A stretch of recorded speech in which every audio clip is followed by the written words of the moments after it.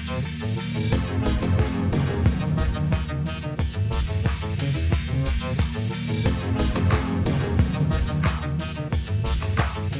Sci-Horror Film Podcast.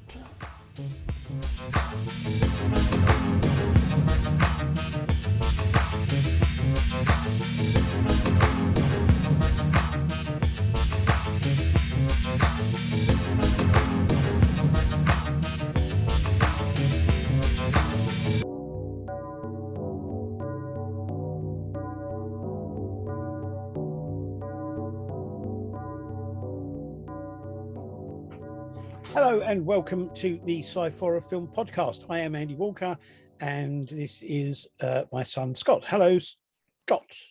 Hello there. What do you mean this is? Like anyone, like you've forgotten for a minute then? No, I just can't get used to you with a beanie on. It's because my hair's all over the place. I didn't want to go through the whole podcast with you singing fluffy hair at me. Oh, it's such a sad life you lead. It is. You have to listen, mate. You got to suffer for your beauty. You know that. The rest of us have, anyway. Right. So this week we are doing 3 films, 2 short films and a long film as usual. Some films are longer than others. That's all I can say. So let's start off with the first film, which is a new film from Deformed Lunchbox called Ice Trays. It was mentioned in the interview that we did with Pete Hatch, and it's so yes, Ice Trays. So the crew was Denman Hatch, Matt Hamilton, Brandon McCathan, Melissa Itwar, Dallas Seuss, Adrian Vitt, Callie Lang, Vanessa Matos, Pete Hatch, and Sam Sandman. The cast: Jacqueline Porter, Miranda Rose, and Abby Schultzberg. And the synopsis for this says, "You will never look at an ice tray the same way." Starring mum, daughter, and grandpa. I would say the synopsis is a massive understatement. I have actually literally done that. I'd done this film, then went into the freezer, saw an ice cream tray, and I was like, it doesn't look right now. No, I mean, it is excellent, as they always are. It's well made, well written, well acted, brilliant idea. Yeah, I love the fact that, like, again, as we keep saying with the Deformed Lunchbox and stuff, that they're very bizarre and in their own sort of element, but there's the fact that they keep outdoing themselves. Yeah. Oh, and yeah. I was just like, I sat there and like we've done before, we've gone into there watching their films of sort of, this is going to be weird, that sort of feeling. And I got to the end of it and I was like, well, that's just completely blown everything out the water. It's just... Yeah. Do you know that the weird thing is, the thing for me is that for some reason, I found the weirdest bit for me was the granddad sitting in a vibrating chair.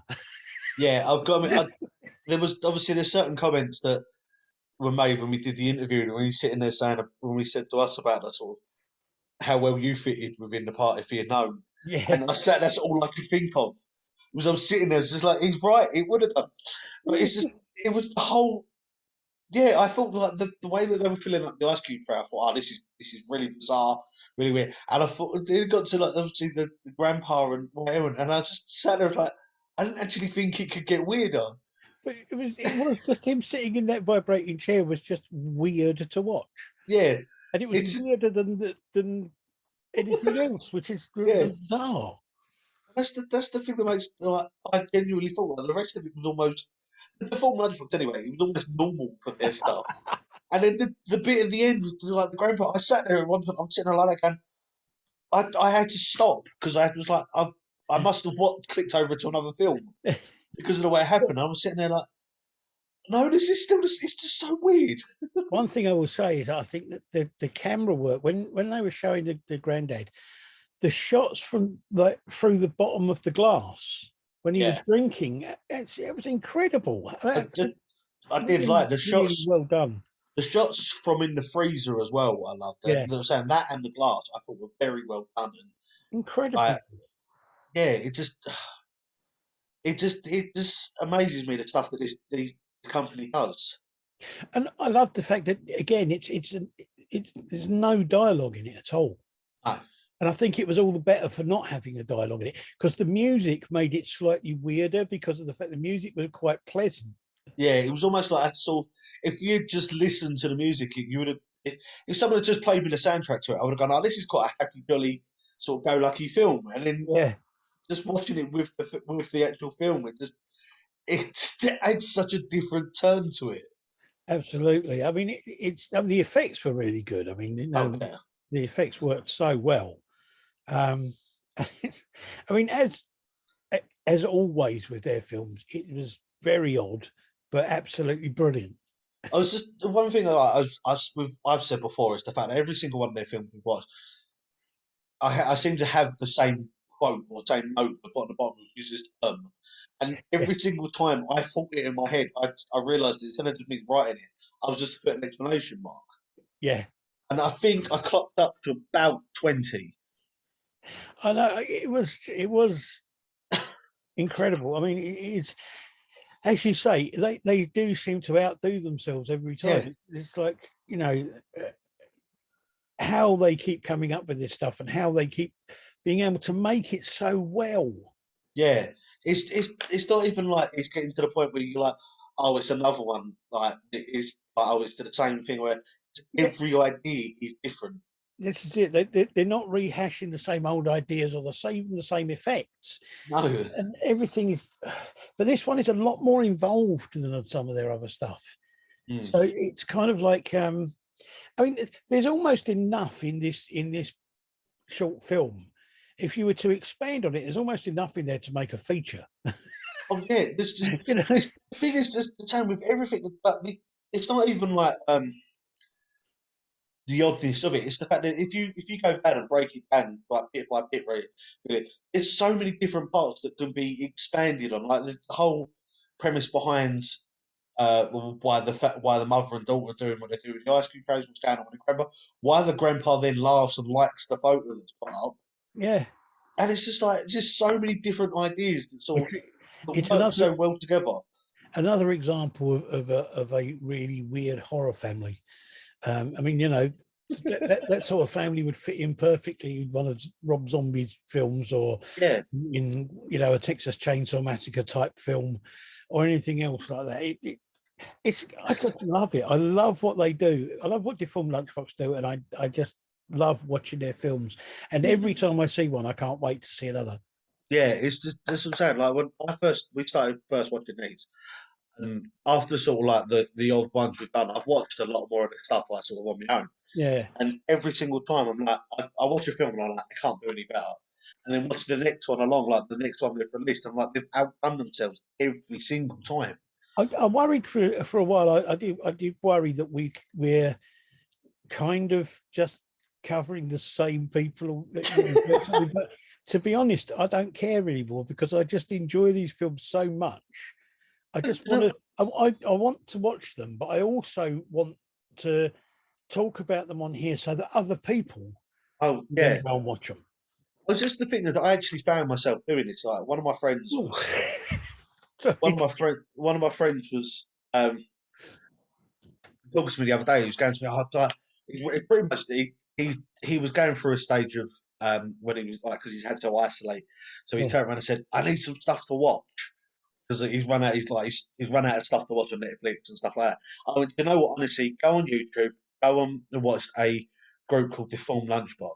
He was like, oh, they're music. I'm like, no. I went, they do short films. That's all I'm going to tell you. And he actually messaged me about 4 hours later, going, dude, he went, I can't stop. He Yeah. went, their films are just amazing and they're so bizarre. He went, I love them. And I was like, and I said to him, like, I find myself saying the same things. The fact that yeah, okay, we've watched and reviewed a lot of their stuff, but I will quite happily because it's just It's every single time I've watched them. it's strange, but I never thought before about the fact that films could be addictive. Yeah, But there's as soon as when we did the interview, and he said about the fact, oh, there's another film coming out. I found myself, like, I held it back when we did it, but I found myself going, oh, I'm actually genuinely really looking forward to it. And Yeah, then when I he said know. to me, I was doing it this week, I was like, that's it, I'm stopping everything else I'm doing. I don't care. I'm going to sit, pay full attention to this film. But that's why as soon as it came on the thing, I thought we've got to put that on the program.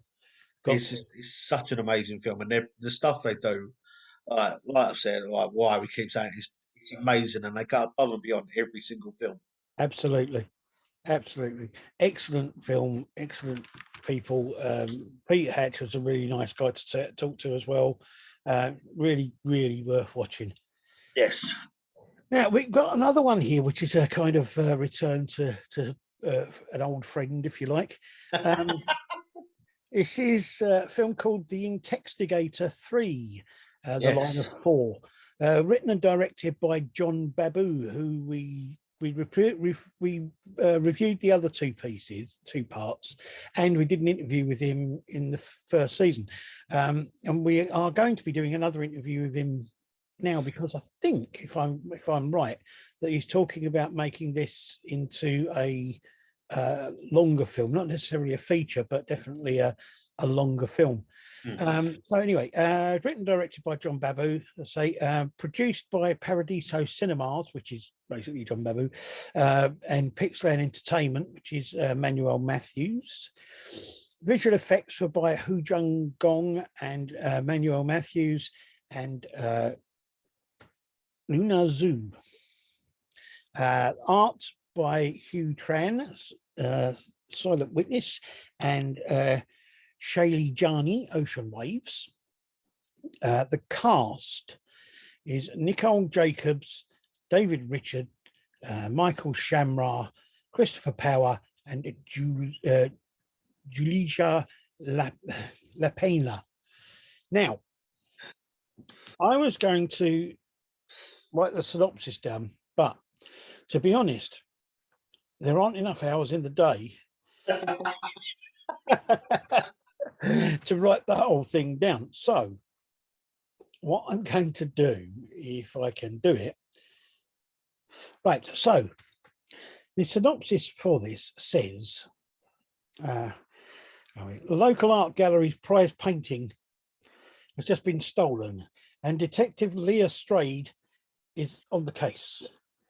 In a unique experiment, she is joined by Toronto Police newest recruit, Sherlock the AI.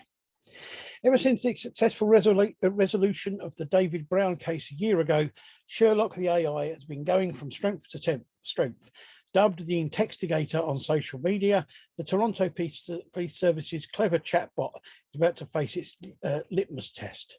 The local art gallery's prize painting has just been stolen, and Detective Leah Strade is already on the case. With relatively low stakes, the Toronto Police tasked Sherlock to investigate the art heist,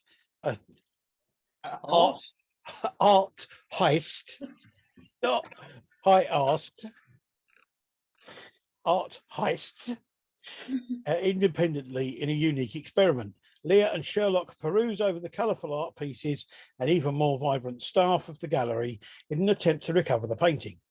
The former relies on her senses and conventional police work, whilst the AI has its distinct approach, which is indifferent to the aesthetics of the setting. Will their different paths lead them to the same conclusions? Can there be space for both approaches after all? Dun, dun, dun. So there you go. That's the synopsis for the film. And there you go. So again, I mean, it's a very well made thing, and it's still a very, very clever idea, and it's very well delivered. Yes. And it works well as the third part of the story. Yeah, I do agree. I like the way they sort of tie it in as well. Like, it's not by itself. They tie it in at the beginning with the other two as well. To be honest, I'm not sure it's as good as the other two, or as strong as the other two. Yeah. It's good, and I enjoyed it, but I'm not absolutely convinced that it's as strong a. No, it did seem a bit confusing to me in places. The Yeah, sort of the way it was. I get what they were doing, like the jumping backwards and forwards, but it did get a bit confusing after a while. but I mean, it's, as I say, it's a really clever idea. It's a really good film, Mm. and it works in the context of the three films. But I think the other two were a bit more, I don't know, a bit stronger in their delivery, maybe. Mm.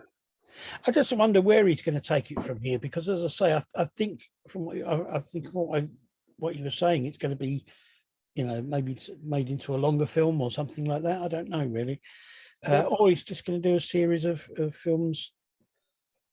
I Um, do I do agree with you that there's parts to this I did really like. And I liked the sort of news report at the beginning, yeah, which for me, like there's certain bits in it which I actually really like. There's certain quotes that they did with like saying about the fact that because there's a lot of people out there that say the actual things in real life, saying about what would happen if we give technology too much power, like are we relying too much on technology to do things? And I love the fact that was very much like the fact that this film's put in across about the fact that it can be used yeah, to help out, but there's still certain things maybe that it might not understand, or you can't program into something the sort of someone's thoughts and feelings. yeah, yeah, And I like that, and the fact that this is I will actually admit this is one of the first films I've seen where they show art and stuff like that, where one of the people actually says art is subjective. You can look at it how you want, how you see it. yeah, Instead of because I've seen loads of films where they say this picture's meant to look like this, and it's just like no, it should be done on that person. And the fact that this actually says yeah, the fact that like the art is subjective. It depends on how you feel, how you see it, what your yeah, feeling is at that time. The fact that absolutely. I think there's certain bits like that that's in this is really good. Yeah, I mean, as I say, I mean, it is a really good film. It's really well made, and it has some great bits, great things to it. And as I say, it works well within the storyline of the three films. And I like the fact that they're using it. They're doing this kind of they do this kind of thing of the comparing the old style policing with the AI style policing, and and seeing how well they work, you know, independent of each other. Um, and it's good. I mean, I like his ideas, and I like the films he makes. I mean, he's a really nice guy as well, and it's worth watching. It's definitely, I think, it would be good to watch the three films, not necessarily together, but definitely watch them in order. Yeah, sort of consecutively, maybe not like one after the other, but at least Yeah, within close time span to each other, just to sort of see if it does flow. yeah. But it's definitely worth a watch. I would say Yeah, to anybody out there, it's worth a watch. And yeah, watch the other two as well before, so that you know exactly what's going on. yeah, Um, and it's going to be interesting, as I say, to see where he takes it from here. And we are going to be viewing him, so we will talk to him about the about where it goes from here, and also about why the storyline went in this direction, why the art connection, why that particular. I will say though, it does. What I liked is the little details that were in it. Obviously, I don't know if you know this, but when they filmed this, obviously it was however long ago it was they filmed it on. But the fact that when they do like the newspaper reports and stuff like that, is the timeline of it was actually meant to be within like a few weeks of when this was actually released. Yeah, yeah, And I thought that was really like sort of the little details like that. I thought were very well done. Like you could yeah, sit there and place the timeline. yeah. I mean, the news reports and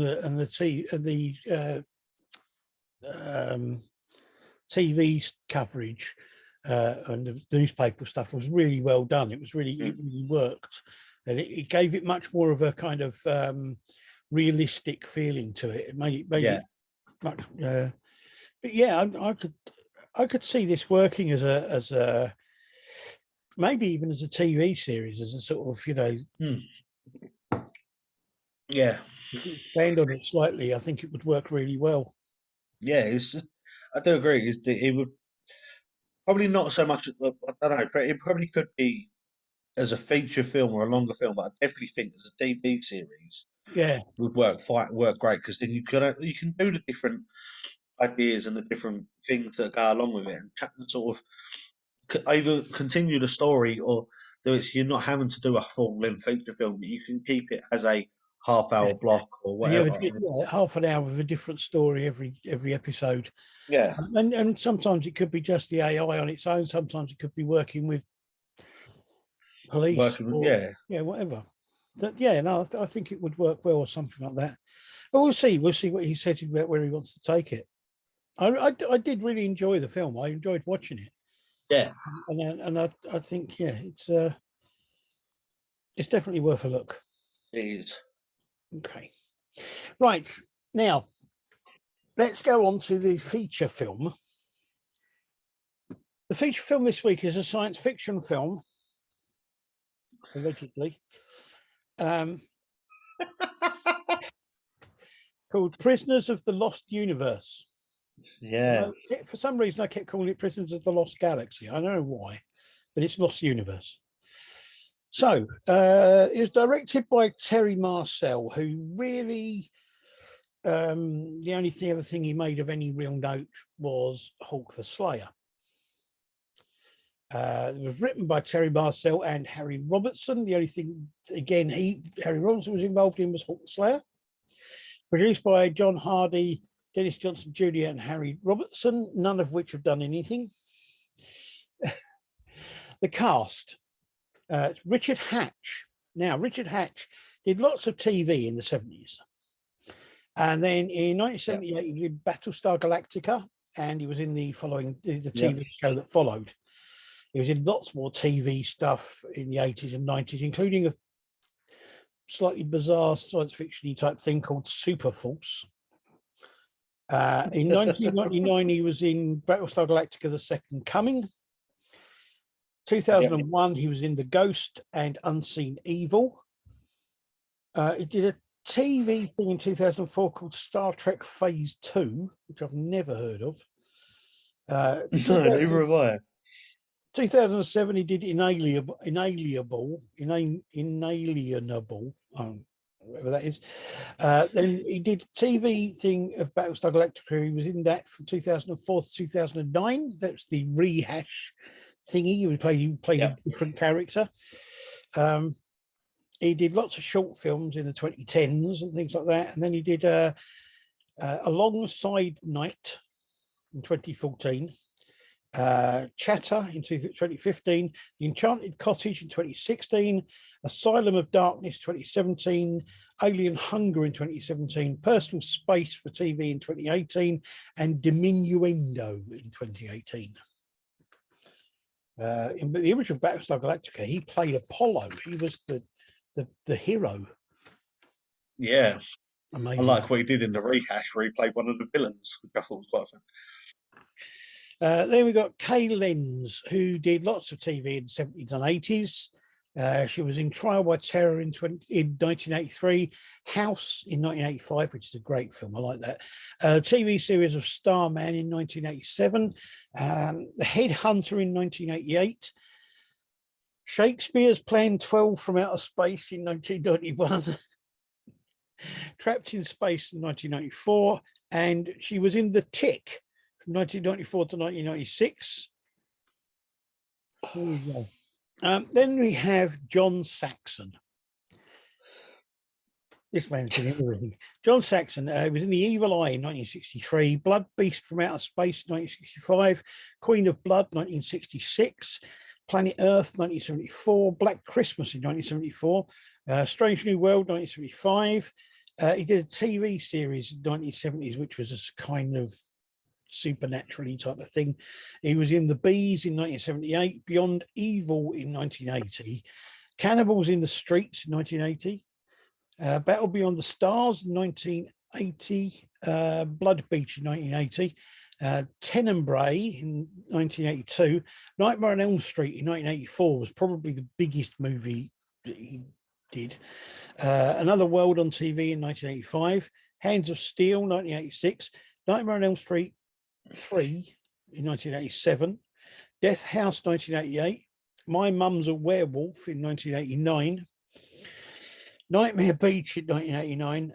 Aftershock, 1990. He did another TV series in the 1990s, or some other TV series in the 1990s. Hellmaster in 1992. Wes Craven's New Nightmare in 1994. From Dusk Till Dawn in 1996. Lancelot, Guardian of Time in 1997. And War Wolves in 2009. There you go. There we got Peter O'Farrell, who was in Hawk the Slayer in 1980, Legend in 1985, did lots of TV series and things in the 80s and 90s, and he was in Harry Potter and the Chamber of Secrets in 2002.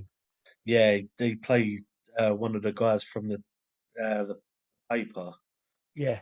I sat there for ages when I was watching it. Going, it reminds me. I'm sitting there like it looked so familiar, and it was bugging me. So then we got Ray Charleston. He was in Hawk the Slayer in 1980, Shock Treatment in 1981, which was the follow-up to the Rocky Horror Picture Show, which wasn't that great, to be honest. He did some TV series stuff in 1980s, Fatal Sky in 1990, and Dark Corners in 2006. Now, I was going to read the synopsis out for this, but to be honest, I'm not really sure I understood it, so I didn't bother. What, the synopsis or the film? Synopsis. So I don't think I'll bother with it, to be honest. Suffice it to say, it is the story of some people who get zapped by this strange professor's machine thing that he's made, which zaps them into a parallel universe and deposits them on a planet in this parallel universe where he has already gone through and like that. And in this parallel universe, they encounter various tribes and peoples who all seem to want to kill them. None of them are very good at doing so. And in actual fact, most of them are dreadful at everything, including John Saxon, who really is awful at killing people, even though he's supposedly the biggest warlord. He's the biggest, baddest guy on the planet. Yeah. So, what did you think? Oh, I knew you were going to ask me this first. Well, I could tell you what I think, but I'd rather hear what you think first.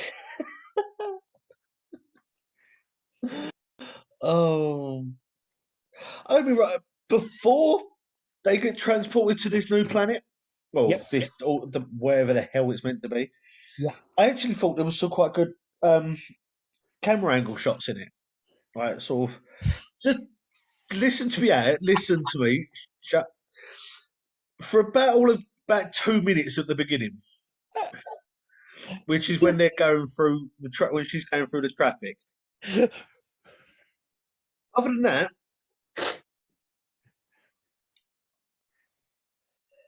I couldn't help but laugh the whole way through this film. Well, you see, no, the problem I have is the problem I have, apart from the fact that Richard Hatch's character is not only hugely sexist, really stupid, and somehow, as an electrician, manages to know how to do lots of martial arts and sword fighting techniques. Well, it explained at the beginning that he was sort of going through 2 state championships with this kendo sword. Yeah, but I mean, you know, there's a difference between a kendo sword and a bloody great big sword. But my problem with it is that The bits that were meant to be funny weren't. The bits that weren't meant to be funny that in another film might have been amusing because they were so bad were just bad.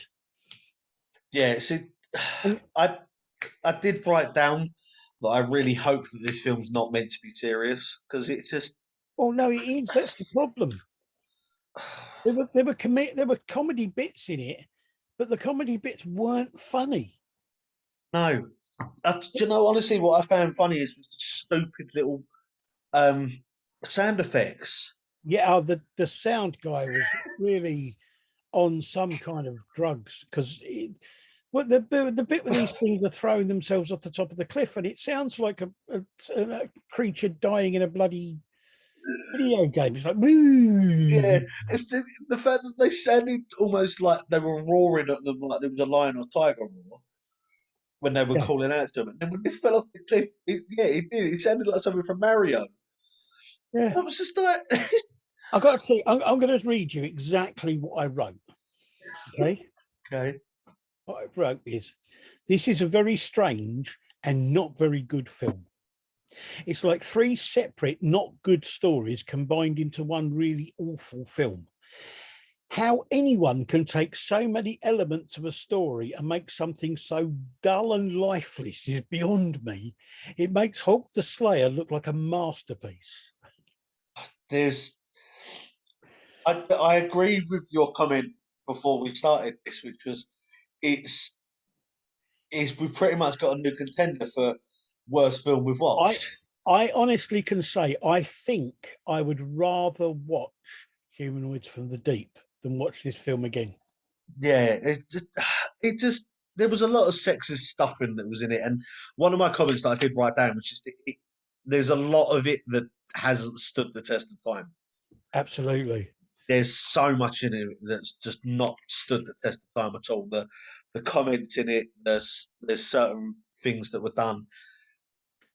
I just It's I would honestly say now, I've got to say that the worst film I have seen in many, many years was nothing to do with horror or science fiction. okay. The worst film I have seen in many, many years, one that at the end of it, when the film finished, it made me think, oh my God, I wish I had never, ever thought about even watching that film. And that was La La Land.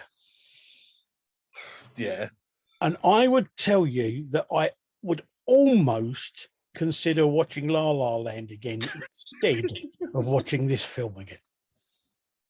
yeah. There was such. You know what the thing is? That I was saying about the fact that certain things made me laugh. It wasn't even the fact that it was funny. I laughed because of the fact that it's almost that sort of that feeling where you sort of your body doesn't know how to react. You know, So you automatically just sort of go, or we've whatever. both seen we've both seen lots of films, and you know there are lots out there that are awful, but Yes, they're so awful that you find it funny because it's not meant to be funny. It's not meant to be yeah, awful, but it just makes you laugh. Things like Plan 9 from Outer Space, Manos, um, you know, all of those sort of things. So you can have a good fun time watching them because they are just so ludicrous and they're so awful that you just got to love them. But this has absolutely nothing going for it. And when you consider the fact that Richard Hatch was in was in the Battlestar Galactica, which was massive, and he you know played the lead hero in that. And when you yeah, consider that John Saxon was in loads of science fiction films, and he was in the Nightmare on Elm Street, played the dad of the main girl in that, and you yeah. just got to look at it and go, how on earth did people like that manage to make something so awful? Well, yeah. It's just it made me laugh. It's just the whole way through it. It just and it was not even like funny way. It was sort of the whole sort of like almost felt sorry for it, sort of thing. Just, It was the typical as well 80s explosions which I loved. Everything had to blow up.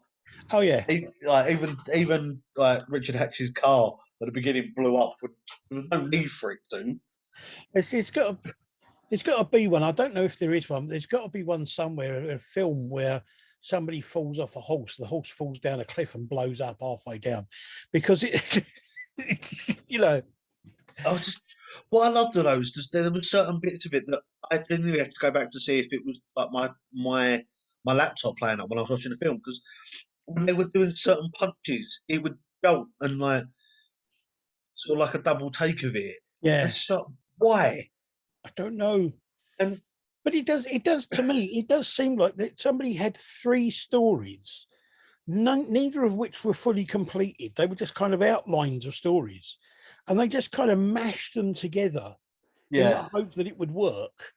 Oh, I will say that the fight scenes that happened in it, all that was missing from it was from the whole like power and Yeah, stuff like pretty much like the Adam West Batman stuff where it comes up on the screen. yeah. That was the only bit missing from them fight scenes. It was just kind of like,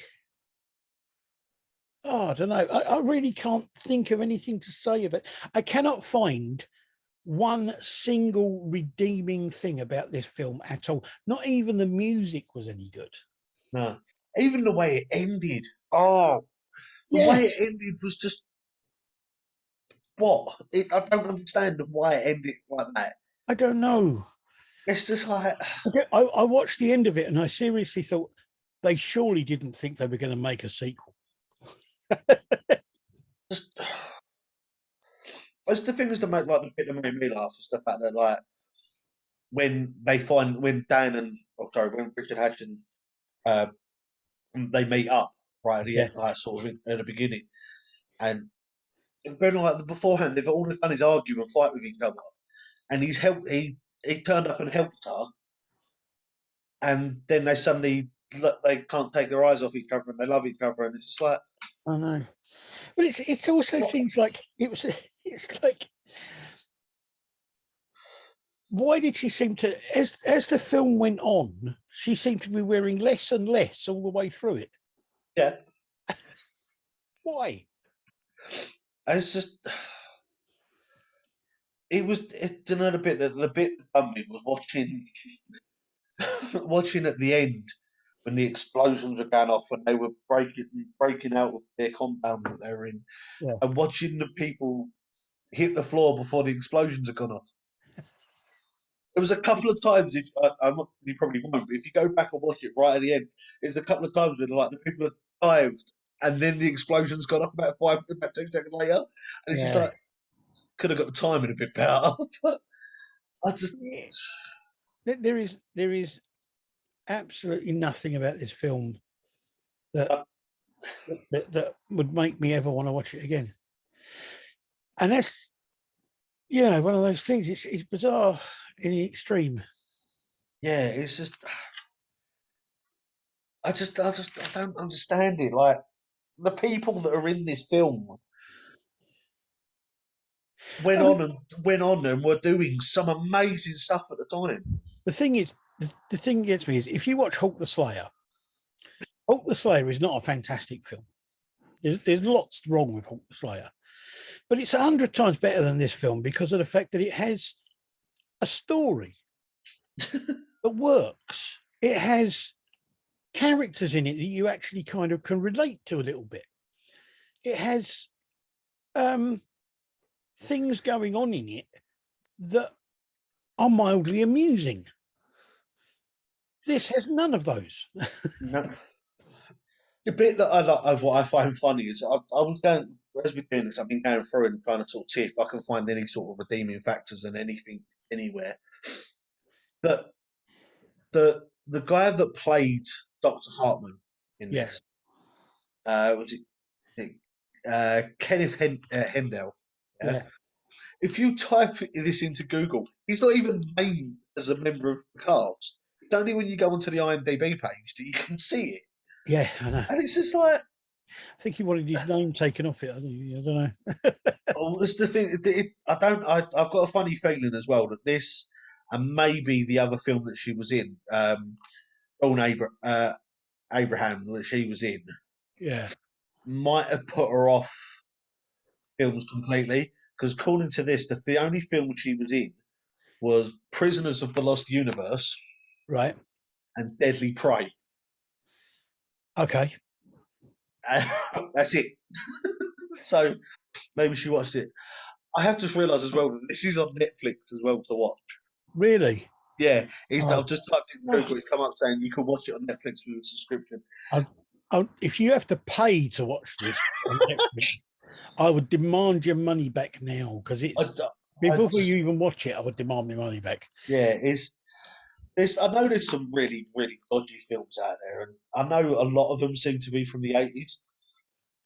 Now I don't know whether or not that is because of the fact that at that point, especially in America, 90% of people were doing some form of drug. But this film just touched. Oh, Yeah, it is.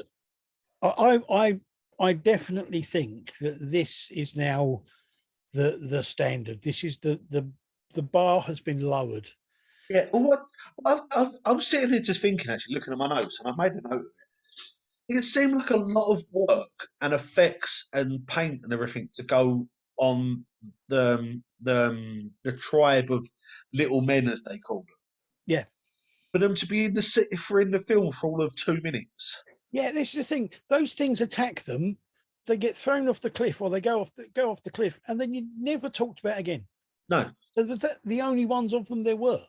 always the thing is, it seems like they're all like either in some sort of bodysuit or painted up. They've all got masks on, which then use the effect of like their eyes are glowing, Yeah, which god awful. And yeah, they all get killed off. What I did love, and I know I get the fact that obviously this time they couldn't do that many reshoots because of filming and stuff like that. But I loved is when they throw the boulder, the boat thrown over the edge. As Richard Hutch's character looks back down to see the boulder bouncing around, you see it hit the floor and burst like it's made out of polystyrene. It's just like, yeah. oh, but it's just yeah. I'm hoping that maybe soon one day I'll be able to go. Oh no, that part of this film sort of redeems it, but No, no, I can't think of anything at the moment. And no. This is. I would honestly say this is one of the worst films I've ever seen, and that's definitely I think the worst film that we've ever reviewed because at least Humanoids from the Deep, there are things in it you can laugh at.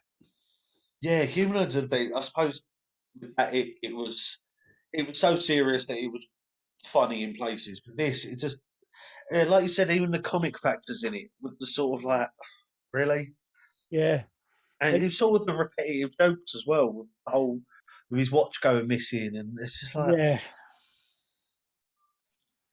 It's and as you say, the sound effects were just ridiculous. oh, the sound effects were amazing. And it's just like you get the feeling that this may have been a contractual obligation film that maybe Yeah, everybody involved in it had to make a film for the film company, so they made this. yeah, it was almost like it looks like it was almost sort of a tax write off. You know, like you'd Yeah, sit there and go, we've got to spend this amount, we've got to make it look like we spent this amount of money. How about we just throw this idea yeah.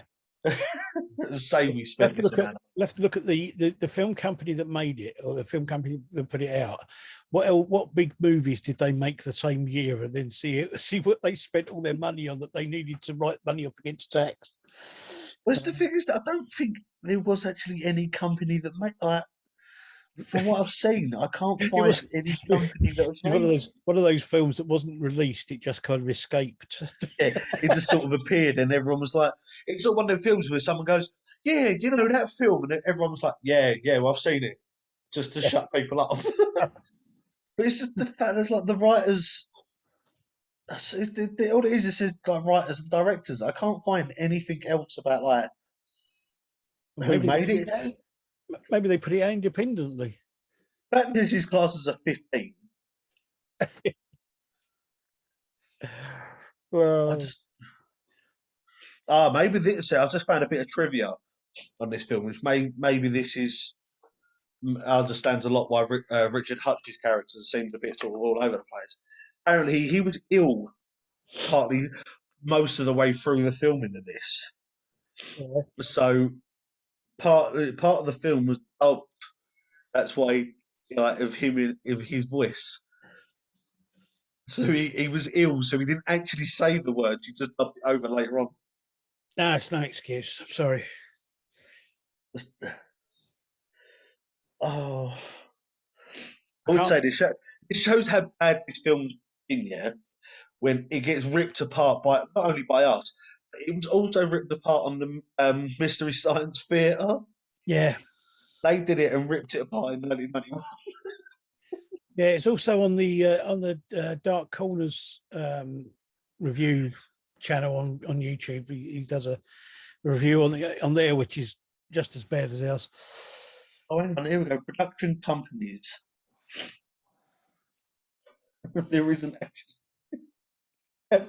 Oh, the production companies also made Hulk the Slayer Yeah, and Jane and the Lost City. I haven't That's it. seen that. I haven't seen That's that it. one. That's the three films this production company made. I haven't seen Jane and the Lost City. I've seen Hulk the Slayer a few times. Um, It's all right. It's not bad. It's a as films go. It's passing. You know, it's one of those films that you can watch on a Sunday afternoon without having to think about. yeah. It's the fact that this is. I feel sorry for the people in South Africa because this was all filmed out there. Well, you know, they Doesn't. obviously must have got some money for it. Anyway, so I think we can definitely say that film is not one that we liked. No. So you may have a different view, the people out there watching and listening. If you wish to tell us that you think we're wrong, please do so. And if you are going to tell us that you think we're wrong, please at least tell us why you think we're wrong. And that kind of stuff. I don't know. Anyway, so there you go. We have two short films there, which were Ice Trays and Intextigator 3, both of which we would recommend to watch, and Prisoners of the Lost Universe, which I recommend you stay away from as much as possible. If you've ever had the delight of watching it, then I am sorry.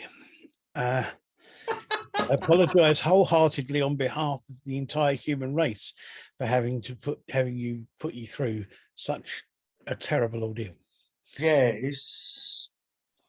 I don't know. I don't know who I feel more sorry for: people that have watched this film or John Saxon and Richard Hutch. Well, they went on and did other things, so I suppose, yeah, they did get paid to make these films. It's their own fault. So yeah, it didn't exactly ruin their career, did it?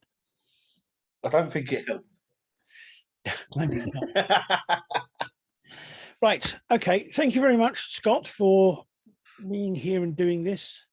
And we will be back here doing this next week with more of the same and some more of something else. We've got more of the same rubbish. We won't be more of the same rubbish films. No. Well, we hope anyway. We hope. The good thing is next week's going to be interesting because next week is three films that I know nothing about. Yes, it's going to be very interesting next week. Yes. And we will have a guest reviewer. Yeah. Oh, there you go. Right. So thank you very much for tuning in and listening to Ed Revell and watching us go. And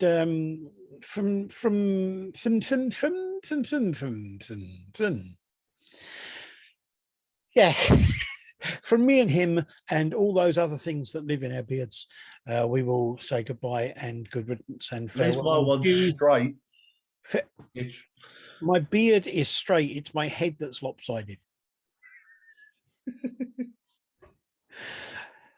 We will say farewell and adieu to you people out there and all that kind of stuff. And don't forget to put the bins out. Don't forget, always remember. Yep. All right. Anyway, bye. Bye. Bye.